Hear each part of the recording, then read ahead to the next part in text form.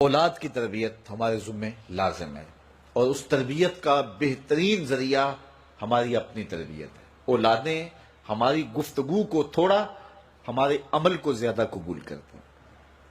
آج لوگ ہمارے پاس آتے ہیں، جی ہمارا بچہ نماز نہیں پڑھتا، چلو ہم نہیں پڑھتے یہ تو پڑھے، تو میں کہتا ہوں یہ کیوں پڑھے؟ جب تم مصلی بچھاؤ گے تو یہ بھی بچھائے گا۔ تو ہم نے اپنے عمل سے اپنی اولاد کو جو ہے وہ سیدھا کرنا ہے اور ان کو درست راستے پہ لانا ہے۔ بالخصوص بچے جب چھوٹے ہوتے ہیں اس وقت وہ ماں باپ کی بات کو غور سے سنتے ہیں، انہیں ماں باپ سے بہت زیادہ محتاجی ہوتی ہے، ضرورت مند ہوتے ہیں اور ماں باپ کی عادات کو کاپی کرتے ہیں، اور عموماً ہم بچوں کو اس عمر میں توجہ نہیں دیتے۔ 4 سال سے لے کر کے 8-9 سال تک کی عمر کا بچہ انتہائی توجہ کا مستحق ہے کہ ماں بھی توجہ دے، باپ بھی توجہ دے۔ اس کے بعد پھر آہستہ آہستہ وہ مانوس ہونے لگتا ہے اپنے دوستوں سے، اور بالخصوص 12-13 سال کے بعد وہ مانوس ہو جاتا ہے اپنے دوستوں سے۔ پھر اس نے جو سیکھنا ہے وہ دوستوں سے سیکھتا ہے۔ اگر دوست اچھے ہوں گے وہ اچھائیاں سیکھ جائے گا، اگر دوست برے ہوں گے تو وہ برائیاں سیکھ جائے گا۔ اس وقت ہم پریشان ہوتے ہیں کہ ہماری اولاد ہمارے پاس بیٹھتی نہیں ہے۔ اصل اس کی اب بیٹھنے کی عمر نہیں رہی، کیونکہ وہ تمہارے ہم عمر نہیں ہے کہ تمہارے ساتھ بیٹھیں، اور اب وہ بچے بھی نہیں رہے تو وہ اپنی ہم عمر نسل کو تلاش کریں گے۔ اس وقت ہم اگر اولاد کو کھینچیں گے تو وہ ہمارے پاس نہیں آئے گی۔ وقت جو تھا وہ ہم نے ضائع کر دیا۔ لیکن ہمیں پھر بھی اس دور میں اولاد سے غافل نہیں ہونا چاہیے۔ ہمیں ایک تو کوشش کرنی چاہیے کہ اچھے لوگوں کی دوستی ان بچوں کے ساتھ جو ہے وہ پیدا کرنے کی کوشش کریں۔ المرء علی دین خلیلہ فلینظر احدکم من یخالل، رسول اللہ صلی اللہ علیہ وسلم نے ارشاد فرمایا ہر شخص اپنے دوست کے دین پہ ہوتا ہے، تو جب وہ دوستی لگانے لگے تو دیکھے کہ وہ دوستی کس سے لگا رہا ہے۔ تو جب یہ عمر بچوں کی پہنچ جائے تو اس وقت یہ خیال کیا جائے۔ اور حضرت سیدنا علی المرتضی رضی اللہ تعالی عنہ نے فرمایا کہ 15 سال سے لے کر کے 20 سال تک کی عمر انتہائی اہم عمر ہے، اور اس عمر میں ہی نظریات بنتے ہیں اور خیالات پختہ ہوتے ہیں۔ تو جس نے اس عمر کو سنبھال لیا اس نے اپنی زندگی سنوار لی، اور جس کی یہ عمر بگڑ گئی اس کا سب کچھ بگڑ گیا۔ اس وقت میرے خیال کے مطابق 15 سے 20 سال تک کی اس عمر کو دوست بھی نہیں اتنا بگاڑ سکتے، معاشرہ بھی اتنا نہیں بگاڑ سکتا۔ اس عمر کو اس وقت سب سے زیادہ جو چیز بگاڑ رہی ہے وہ ہمارا سوشل میڈیا ہے، ہمارا الیکٹرانک میڈیا ہے، اور یہ موبائل جو ہر بچے کے ہاتھ میں آ گیا ہے۔ تو کم از کم 15 سال سے لے کر 20 سال تک کی عمر کے بچوں کو آپ موبائل لے کر نہ دیں، اور انتہائی ضرورت پر ان کو استعمال کرنے کی اجازت دیں۔ باقی ان کو اس عمر کے اندر اگر آپ نے اجازت فراہم کر دی اور وہ آپ کے کہے میں نہ رہے تو یہ ایسی بربادی ہے، ایسی تباہی ہے کہ جس کا ازالہ بعد میں بہت مشکل ممکن ہوگا۔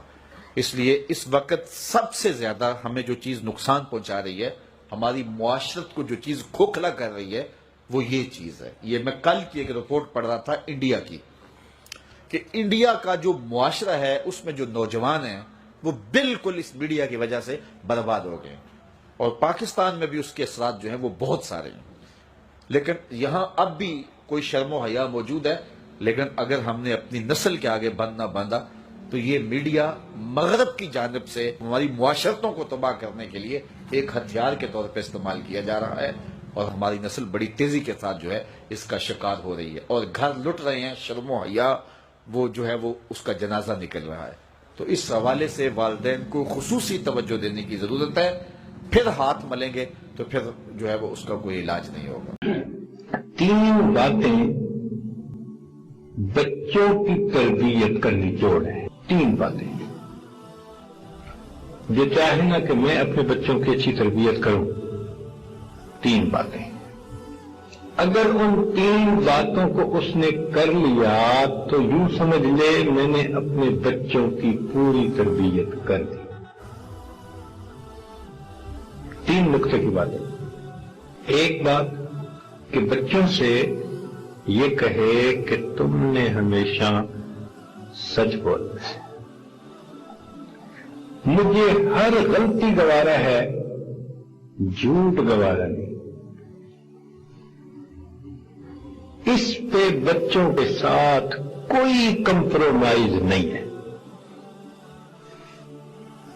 ہر غلطی کو برداشت کر جائے, جھوٹ برداشت نہ کرے. کہ بچوں ہمیشہ سچ بولنا ہے. نبی اسلام نے ارشاد فرمایا مومن سب کچھ ہو سکتا ہے مگر جھوٹا نہیں ہو سکتا. تو یہ صدق مقال بڑی اہم بات ہے. لیکن آج کے دور میں ماں باپ بچوں کو یہ نصیحت کیسے کریں جب خود ان کے سامنے جھوٹ بولتے ہیں؟ تو بچوں کو نصیحت کیسے کریں گے؟ خود سچ بولیں گے تو بچوں سے وعدے لیں گے نا. یہ بڑی اہم بات ہے.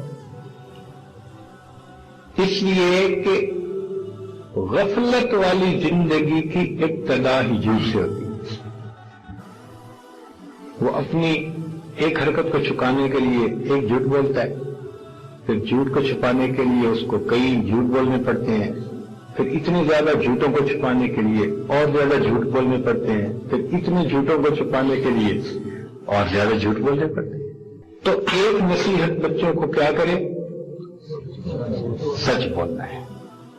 جھوٹ پہ تو کمپرومائز ہے ہی نہیں, سچ بولنا ہے. پکی بات ہے. جو مرضی ہو جائے, حالات جو مرضی ہو, مگر بچوں کو کہے کہ بیٹا سچ بول.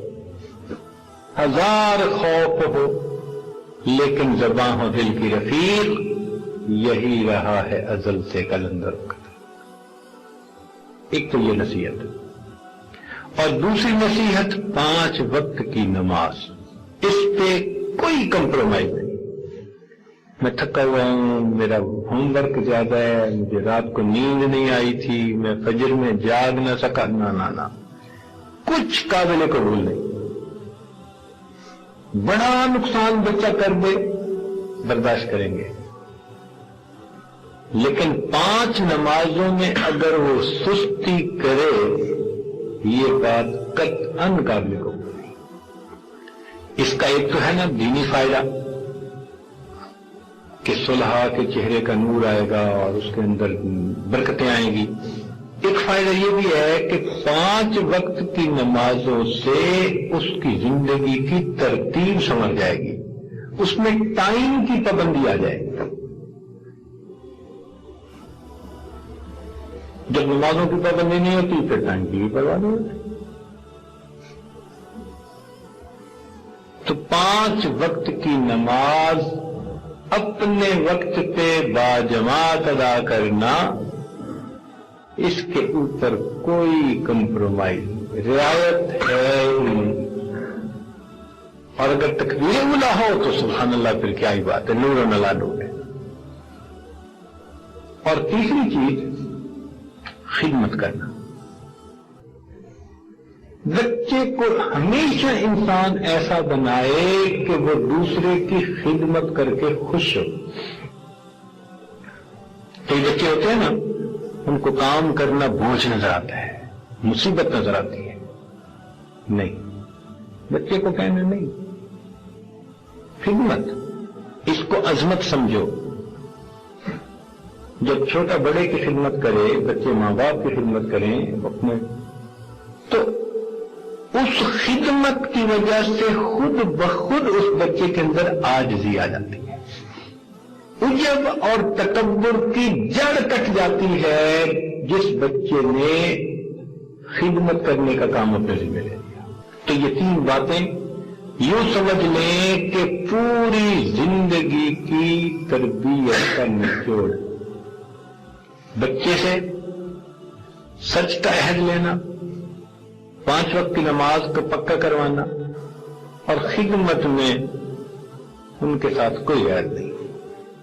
ان کے منہ میں آپ گھی شکر دیں, ان کو حلوے کھلائیں, جو مرضی کھلائیں, جتنا مرضی پیار دیں, 3 چیزوں میں ان کے ساتھ کوئی عہد نہیں.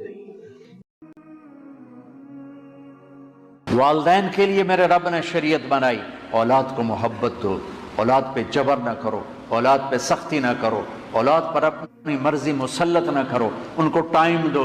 اس دیس میں آپ کے پاس ٹائم کوئی نہیں، پر اللہ کے واسطے ویکنڈ آتا ہے، اپنے بچوں کو ٹائم دو، اپنے بچوں کے ساتھ بیٹھو، ان پر اپنی مرضی مسلط مت کرو، انہیں محبت دو، انہیں اپنا دل دو۔ میرے نبی نے 7 سال اپنے نواسوں کے ساتھ گزارے، کوئی نصیحت نہیں کی، صرف گود دی،